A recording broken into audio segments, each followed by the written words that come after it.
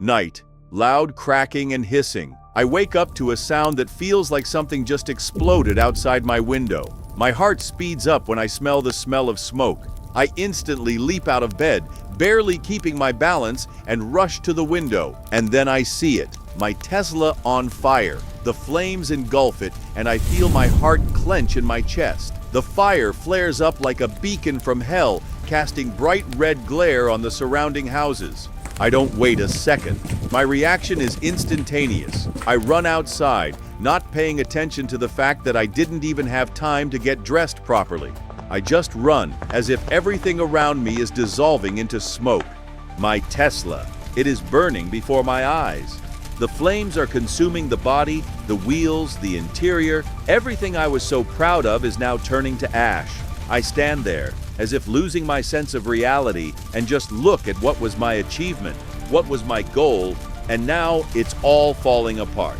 And then, when I stand in front of the car, I feel that it was no accident, that someone did it, and I immediately know who it is. Only one person could have done this. But to understand why all this happened and who is behind it, we need to go back a few days. A few days ago, when I first moved to this neighborhood, everything was calm and normal. A quiet residential neighborhood with yellow houses, curly lawns, and polite neighbors. All this perfect order. It was exactly what I was looking for. But this is not how I imagined living with a neighbor who clearly doesn't like change. And I've had a lot of changes. For the past few months, I've been dreaming of a new Tesla Model S. I know not everyone likes electric cars, but I've never understood why they irritate some people so much. Of course, it was my pride, and I couldn't wait to drive my new car into the garage. And there he was. I had just pulled into the driveway when I heard heavy footsteps behind me. My new neighbor, Karen, the president of the HOA, came over as soon as she saw me. Hello, She said, but I immediately noticed that her tone was somewhat unfriendly. I'm Karen. I live next door. You're new, right? I'm the president of our HOA. Her eyes immediately fell on my Tesla. I could feel her measuring me with her eyes. And then my car. Her face became even more serious and her speech even more dismissive. You drove this car? She said, not hiding her surprise and obvious amazement. Is that an electric car? Are you serious? She took a step closer, and I realized that I was about to get my share of technology hate. You know, they're total junk. Karen raised her voice as if this was the greatest destruction of car culture. Electric cars are not cars. They're destroying everything that made America great. All these factories making these electric things. And in the end, Detroit just collapsed because of these newfangled products. They're destroying traditional industry, real American gasoline-powered cars. And here you are with this thing that doesn't even make a sound. She paused, her eyes blazing with irritation. I tried not to react to her words. I can't even understand why people are so naive to buy these junk toys. This is just an example of how all this new technology is destroying the country. And you want to leave it here? In our neighborhood? I didn't answer right away, giving her time to finish.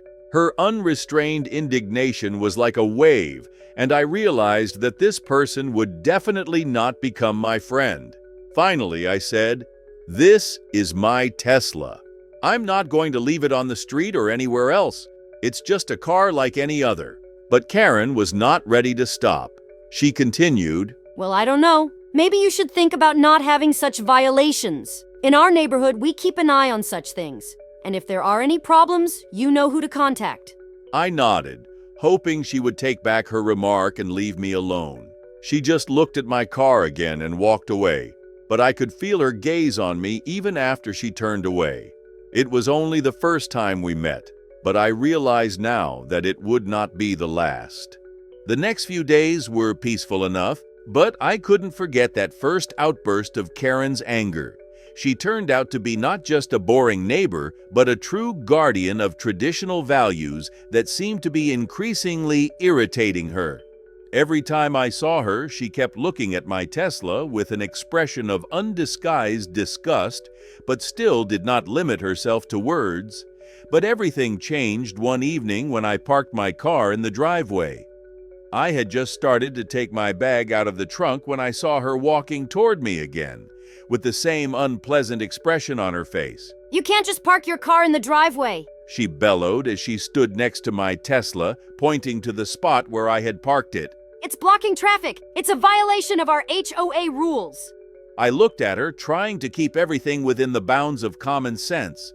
No, Karen, it's okay. I'm not even blocking the road. It's just a driveway.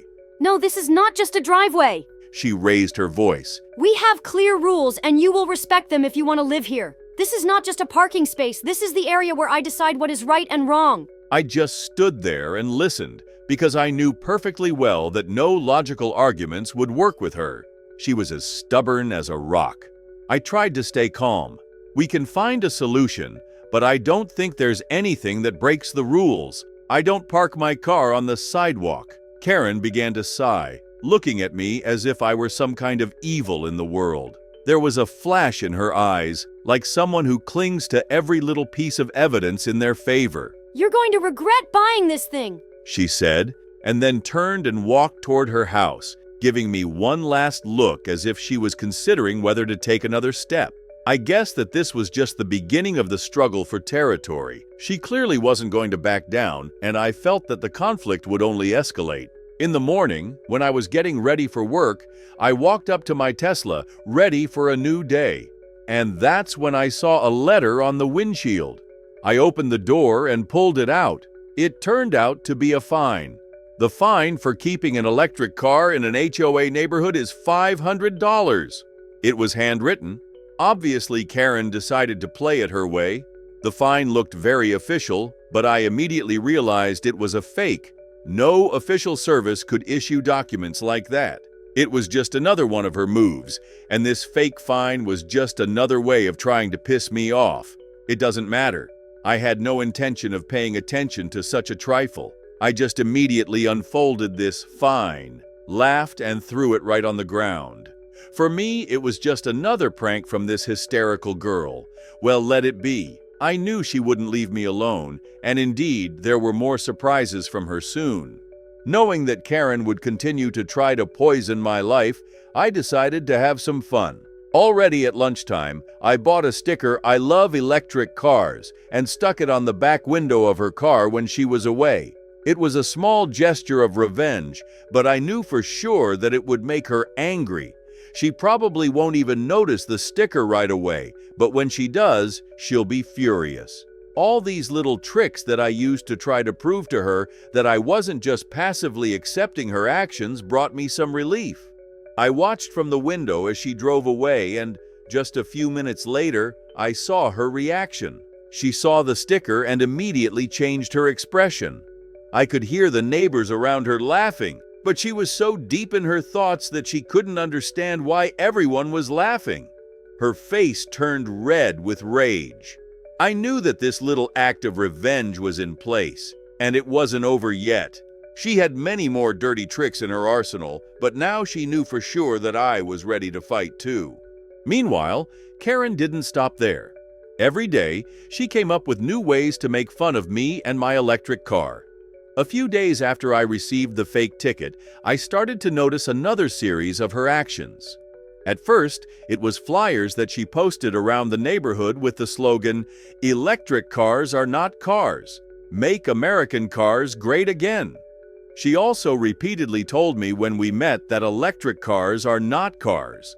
It was absolutely absurd, but for Karen, it was a serious campaign.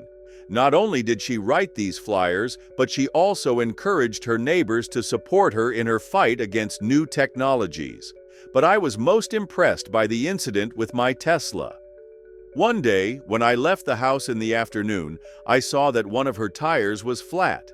It wasn't just like that. Someone had deliberately punctured the tire, and I immediately realized who could have done it.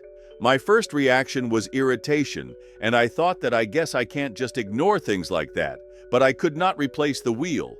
What annoyed me more was that I had to leave the car in the driveway.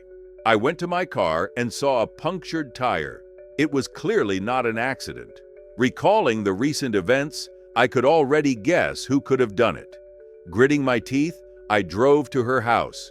Karen was standing outside her garage when she saw me and immediately looked up. I stopped in front of her, not hiding my irritation. "Perhaps you can explain to me why my tire is punctured."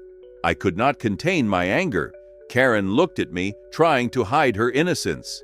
What do you mean? She asked, tilting her head slightly. No need to pretend I know who did it, I pointed to my car. Did you do this, Karen? She shrugged her shoulders, not leaving her usual pose. You accuse me without evidence. Her voice became cold and hostile.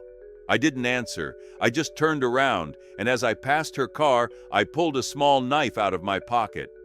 As I punctured Karen's tire in response, I could feel it all starting to even out.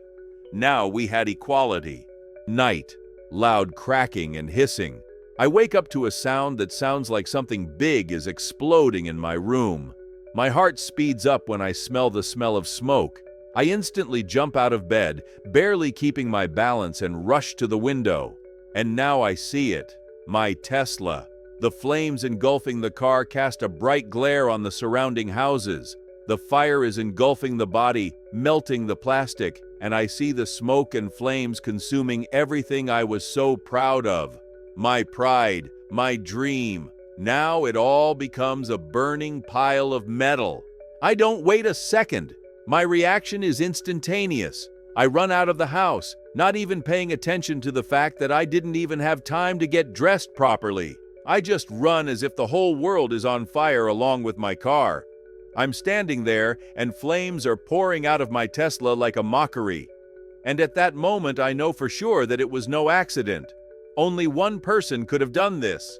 And I immediately realize who it is. Karen. Karen was charged with arson and intentional damage to property.